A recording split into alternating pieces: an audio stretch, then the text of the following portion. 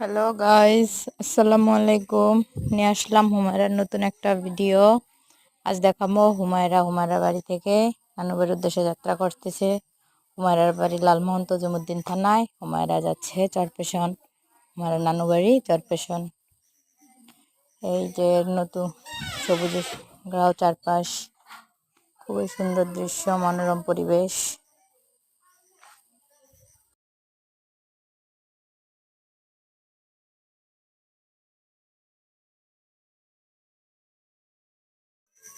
যে চলে এসেছে কত্তারহাট, আমরা কত্তারহাট পেরিয়ে যাচ্ছি। কত্তারহাট থেকে যেতেছি, দেখুন চারপাশটা কত সুন্দর মনোরম দৃশ্য।